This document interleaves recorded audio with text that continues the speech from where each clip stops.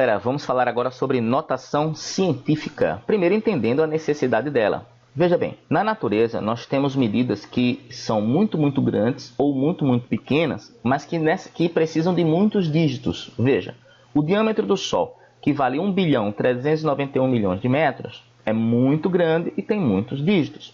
O diâmetro médio de um átomo, que vale 0,901, é muito pequeno, mas também tem muitos dígitos. A notação científica vem para transformar esses valores com muitos dígitos nesse formatinho daqui, ó, o formato de n, que é um número, vezes 10 elevado a a, que é outro número. Um número que multiplica 10 elevado a um expoente a.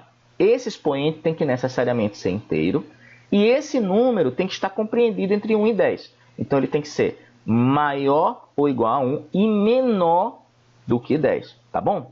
Vamos ver. 23 vezes 10 elevado à quarta. Bom, isso é uma potência de 10, mas o 23 ele é maior do que 10. Então, isso, apesar de ser uma potência de 10, não é uma notação científica. 4 vezes 10 elevado a 1,2.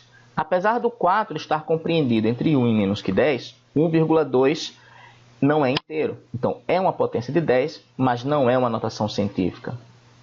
6 vezes 10 a menos 7. O 6 está compreendido entre 1 e menos que 10.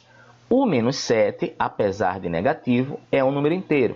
Então, além de ser uma potência de 10, é uma notação científica. Ou seja, os números não precisam necessariamente estar em notação científica para você operá-los. Mas a notação científica pode lhe ajudar, ou, no caso de alguns problemas, ela pode ser uma exigência. Vamos ver isso em outras aulas, como a de ordem de grandeza.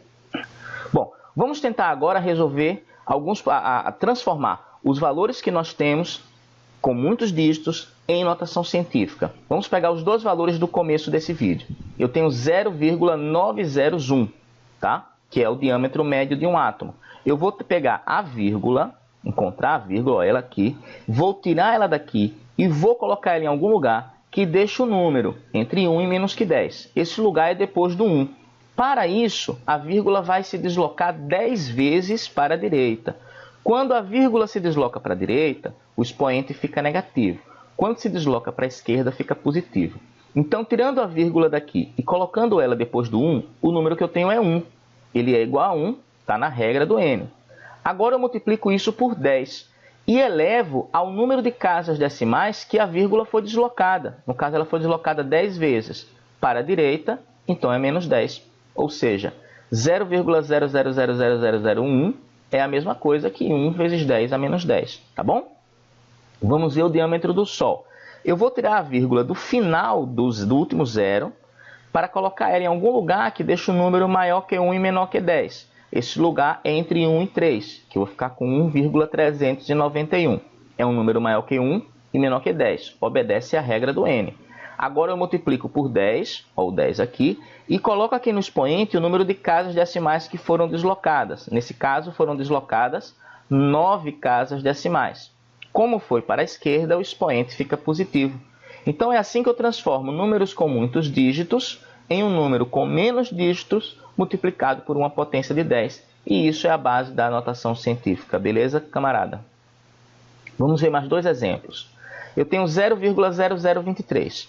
Vou tirar a vírgula daqui e vou colocar a vírgula entre o 2 e o 3. Então, eu vou ficar com 2,3. Um número maior que 1 e menor que 10. Vou multiplicar por 10 e vou elevar o número de casas decimais que eu desloquei a vírgula. No caso, eu desloquei a vírgula para a direita 1, 2, 3 vezes. Deslocando a vírgula para a direita 3 vezes, o expoente é menos 3. Vamos ver 607.000 agora. Eu vou tirar a vírgula depois do último zero, está implícita, e vou colocar ela entre o 6 e o 0. Porque fazendo isso, eu tenho 6,07, que é um número maior que 1 e menor que 10. Multiplico isso por 10 e conto quantas casas eu desloquei a vírgula. Para sair depois do último zero e para ficar entre o 6 e o 0, ela vai pular 1, 2, 3, 4, 5 casas decimais. E aí eu tenho 6,07 vezes 10 elevado a 5. Transformei um número em notação científica. Beleza? Bom, a notação científica também é utilizada como prefixo Ou seja, esses símbolos aqui, o giga, que é representado pelo G maiúsculo, ele vale uma potência de 10, que é 10 elevado a 9. O mega, representado pelo M maiúsculo, 10 a sexta. O quilo, representado pelo K maiúsculo, 10 a terceira. O mili, representado por M, 10 a menos 3. O micro, representado pelo Mi, 10 a menos 6. E o nano, representado por N, 10 a menos 9. Você já usa, provavelmente não as potências de 10, mas essa nomenclatura no seu dia a dia. Veja bem, aqui em Alagoas tem uma rádio chamada Rádio Gazeta. Ela funciona na frequência AM de 1260 kHz. Veja, a unidade de frequência é o Hertz. Então a frequência dessa rádio, 1260 kHz, esse quilo pode ser substituído por um 10 a terceira.